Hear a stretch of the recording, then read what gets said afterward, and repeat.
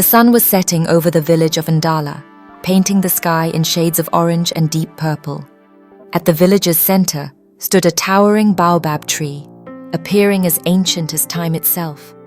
Its sturdy branches stretched like arms toward the heavens, and its massive trunk, marked by scars and textures, seemed to carry the weight of countless generations of stories and secrets. Among the villagers was a young woman named Zuri, who gazed at the baobab with a mixture of fascination and reverence. From a young age, she had heard the legends surrounding this tree of life. The elders often said the baobab was more than a tree. It was a guardian, a symbol of resilience and wisdom. That night, however, Zuri felt something different. As the shadows stretched longer, she had the strange sensation that the baobab was watching her in return. The thought seemed absurd, yet the feeling was so intense that she couldn't look away. Seated near a small fire was her grandmother, Mama Keita, an elderly woman with a sharp mind and a face etched with years of life stories. Her eyes, though tired, held a knowing glimmer. Mama Keita noticed Zuri's distant expression and gestured for her to come closer. Zuri approached and sat beside her grandmother. The warmth of the fire, the crackling flames, and the scent of burning wood created a tranquil, almost magical atmosphere. Then Mama Keita, without looking directly at Zuri, spoke in a low, gravelly voice. "You feel it, don't you?" Zuri looked at her, startled. "Feel what?" The question lingered silently in her mind. Before Zuri could respond, Mama Keita continued, her gaze still fixed on the flames. "The baobab's call, that tree, it only speaks to those who are ready to listen." Her grandmother's words sounded like a riddle. To Zuri, the baobab had always been a symbol of strength, a legend. But she had never imagined it could speak to someone. Mama Keita explained that, in her youth, she too had heard the baobab's call. It had taught her patience and courage and revealed itself when the time was right.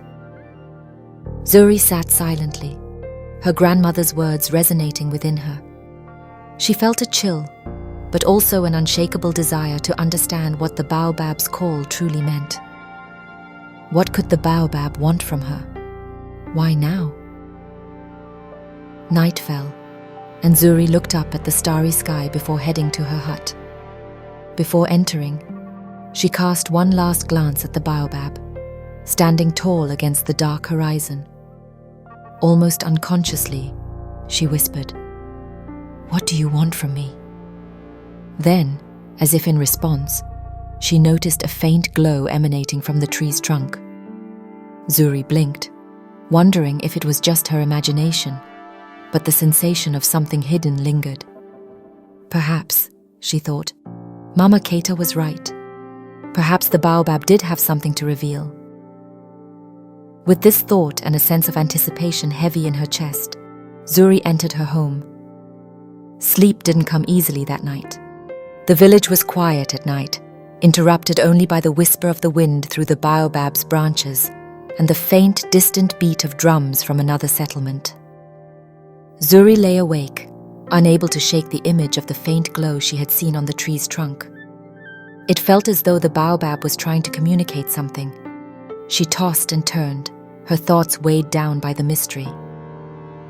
Early the next morning, Zuri decided she couldn't ignore the feeling any longer.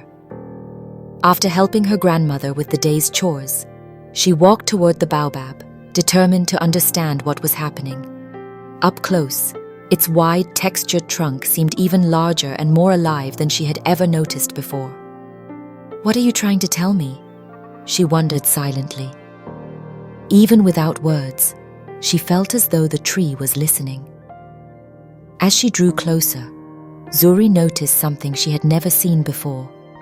A narrow opening hidden among the baobab's thick roots. It looked like a crack in the wood, too small for anyone to pass through, but wide enough to stir her curiosity.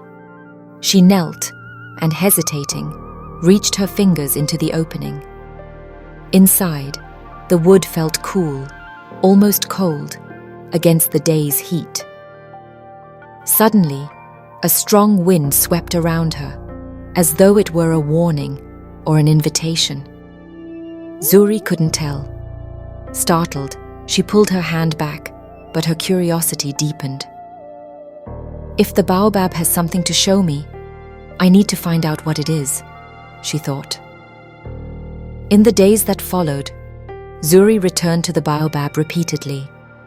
She would sit under its shade, observing the villagers as they passed by, seemingly unaware of what she had seen. Children played, the elders exchanged stories, and everyone seemed to carry on with their lives as usual. Yet, no one else seemed to notice the crack in the tree. Am I the only one who can see it? She wondered. One afternoon, Zuri sat cross-legged at the base of the baobab, her mind swirling with questions, when Mama Keita approached silently. The elder's deep, knowing gaze suggested she already understood what weighed on Zuri. The baobab only reveals its secrets to those who have patience, Mama Keita said softly. It waits until you are ready to listen. Her words stayed with Zuri for hours.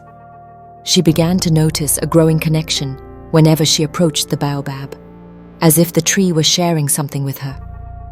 It wasn't a voice, but a feeling, an unshakable sense that the baobab carried stories, memories, and voices from a time long before hers. One night, Zuri dreamed of the baobab. In her vision, the village around her was lifeless, a barren expanse of cracked earth. The baobab stood alone, glowing with a radiant light. It seemed alive in a way she couldn't describe, and though no words were spoken, Zuri felt as though the tree was calling out to her. When she woke, Zuri knew she could no longer ignore the signs. She returned to the baobab that same morning, determined to explore the mysterious crack further. When she arrived, she noticed something astonishing. The opening had grown larger, as though the tree had responded to her resolve.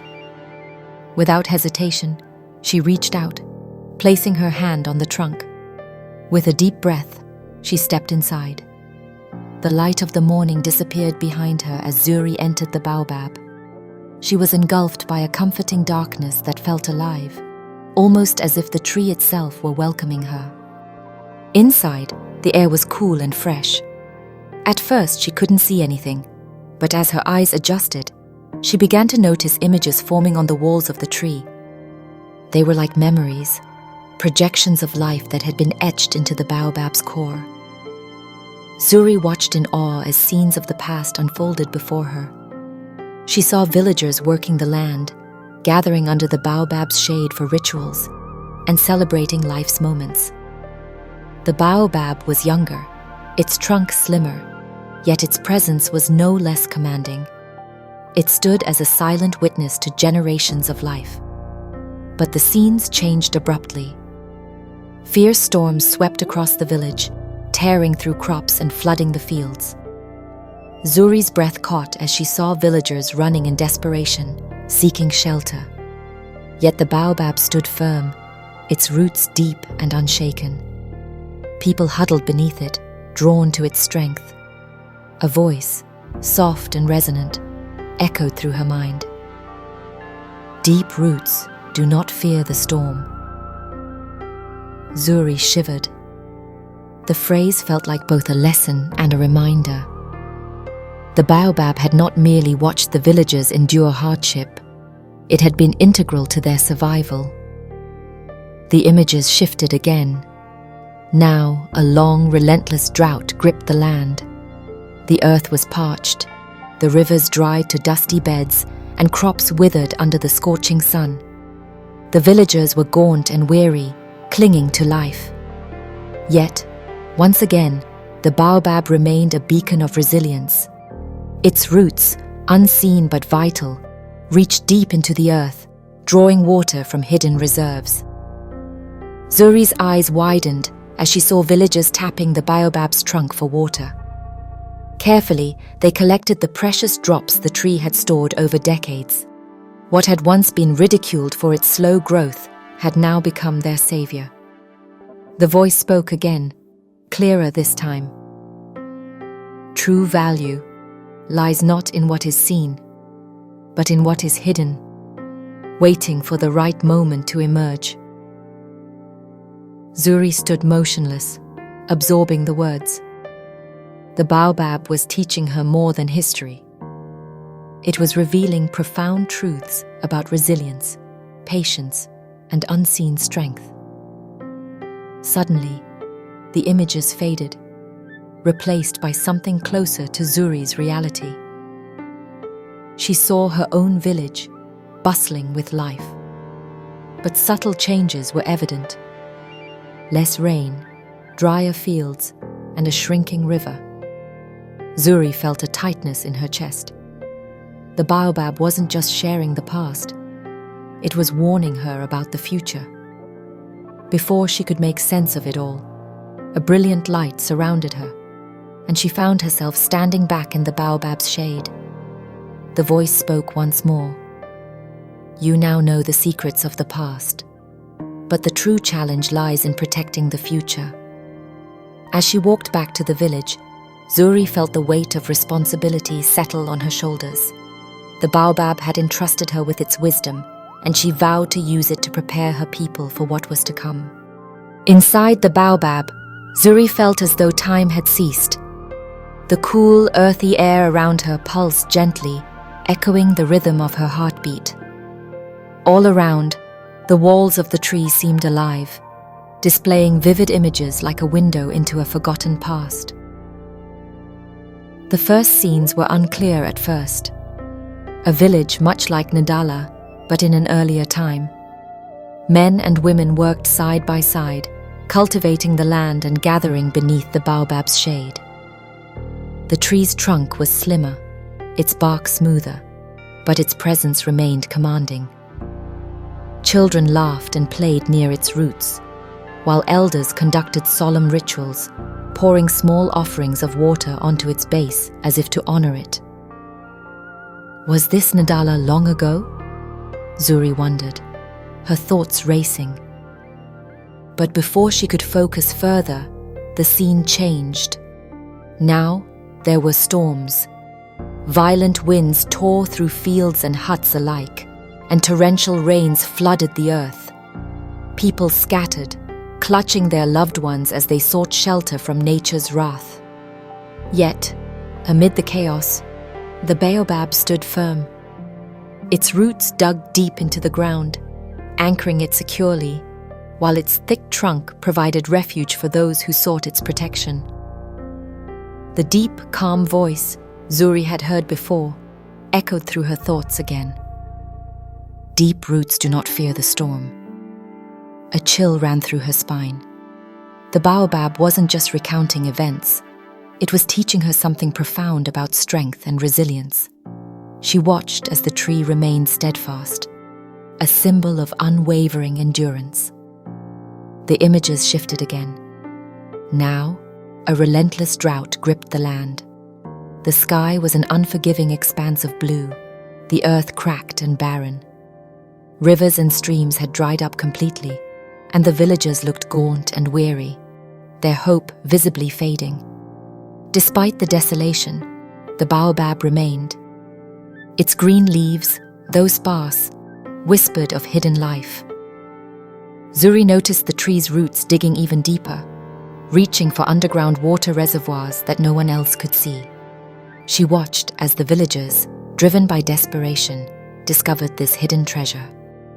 With reverence and care, they tapped into the baobab's trunk, collecting the precious water it had stored over years of slow, steady growth.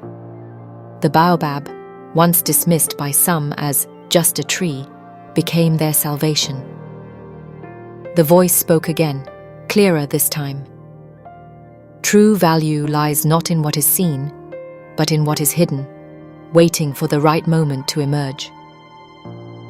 Zuri's chest tightened as she realized the depth of the baobab's lesson. Its slow growth and unseen roots had ensured the survival of those who had come before her.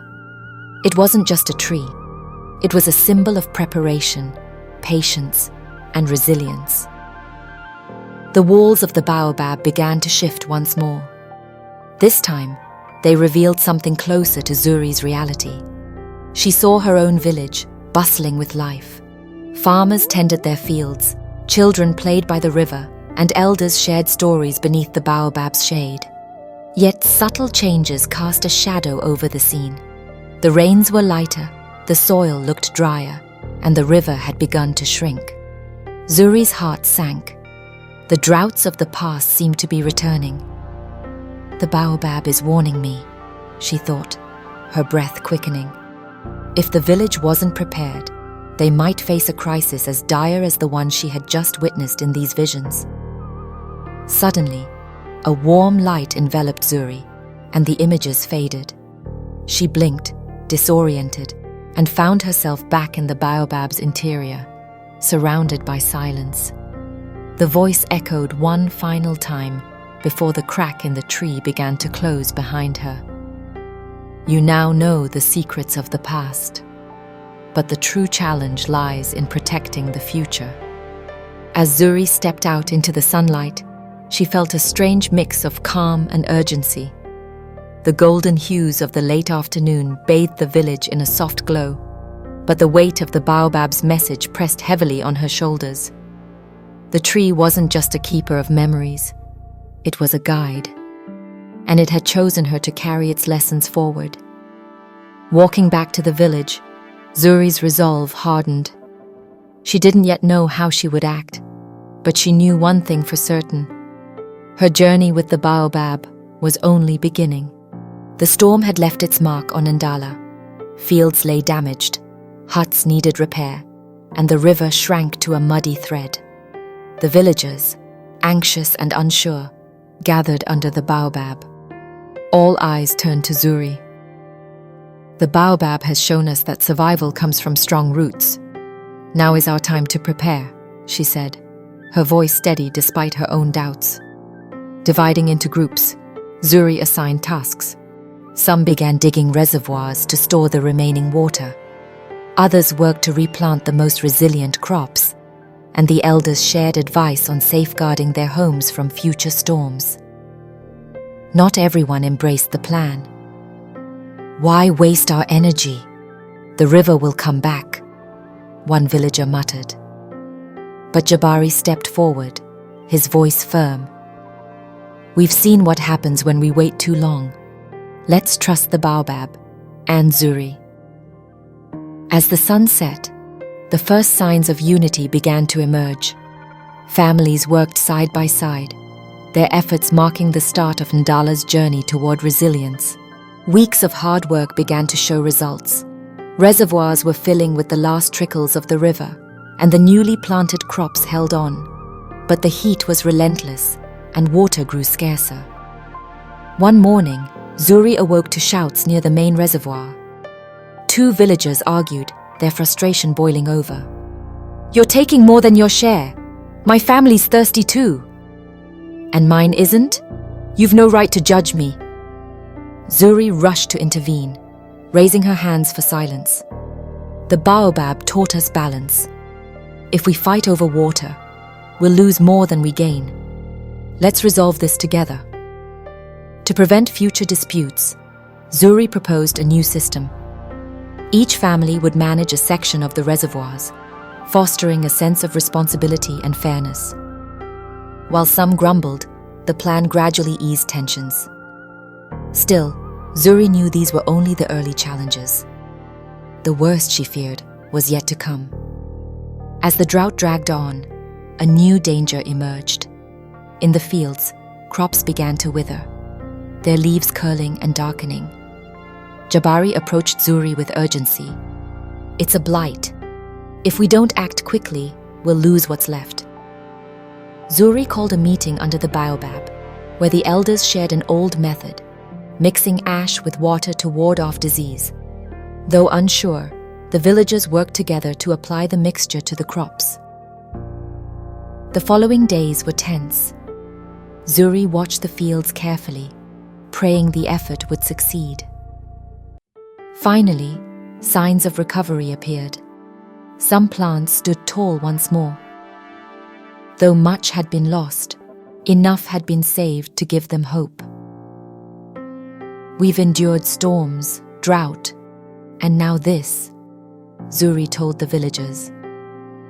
"The baobab has shown us that perseverance can overcome even the harshest trials." Her words strengthened their resolve, but the strain on their resources continued to weigh heavily. With the reservoirs nearly empty and the river reduced to a trickle, Zuri knew the village needed a new source of water. She turned to stories Mama Keita had told of their ancestors digging deep wells. "The baobab's roots find water underground," Zuri said to the villagers. "If we dig a well, we might find the same." Some hesitated. "What if we don't find anything? It's a gamble we can't afford," said one elder. But Jabari, standing beside Zuri, added, "The baobab hasn't failed us yet. Let's trust it once more." Work began near the tree. Day after day, the villagers dug deeper, battling exhaustion and growing doubts. Each empty bucket of dirt weighed heavily on their spirits, but Zuri pushed them forward. "The baobab's strength lies in its roots. Let's follow them." On the 10th night of digging, a faint sound emerged from the bottom of the well, a gurgling echo that brought everyone rushing to the site. Water began to seep into the pit, pooling slowly but steadily. "We've found it!" a worker shouted, his voice breaking with emotion. The villagers erupted in cheers, tears streaming down their faces as they embraced one another. Zuri knelt beside the well, her heart full of gratitude. "Thank you, Baobab, for guiding us." The well provided enough water to sustain the village. Though it wasn't endless, it gave them the strength to continue rebuilding. For the first time in months, they dared to feel hope. The rains came unexpectedly, their first drops tentative, then steady. The villagers emerged from their homes, their laughter and cheers filling the air as the downpour soaked the parched earth. The river flowed once more, and the fields seemed to breathe again under the rain's touch. Children played in puddles, while elders raised their hands to the sky in thanks. "We've survived because we worked together," Zuri told them as they gathered under the baobab. But this isn't the end of the baobab's lessons. It's a reminder to prepare, to endure, and to care for what sustains us. The villagers nodded, their experiences forever etched in their minds. They vowed to continue storing water, diversifying crops, and teaching future generations the lessons of the drought. One evening, Zuri sat alone beneath the baobab, her hand resting on its trunk. The tree, now lush and vibrant, seemed to hum with life. She reflected on all they had endured, the storms, the blight, the digging, and how the baobab had guided them through it all. Its strength wasn't just in its roots, but in the way it inspired the village to grow together. "Thank you, Baobab," she whispered, "for believing in us, for teaching us." As the stars appeared in the sky, the tree's leaves rustled gently in the breeze, as if responding. Zuri smiled, knowing the baobab's lessons would live on in Nadala's roots, spreading strength through generations to come. Did you enjoy Zuri and the baobab's inspiring story? Let yourself be moved by this journey of resilience, unity, and hope. If this story touched your heart, don't forget to like this video, leave a comment telling us what part moved you the most, and subscribe to the channel for more powerful tales like this one. Share your thoughts with us. What's your greatest source of strength? Let's grow together, like the baobab's deep roots. Thank you for watching, and we'll see you in the next story.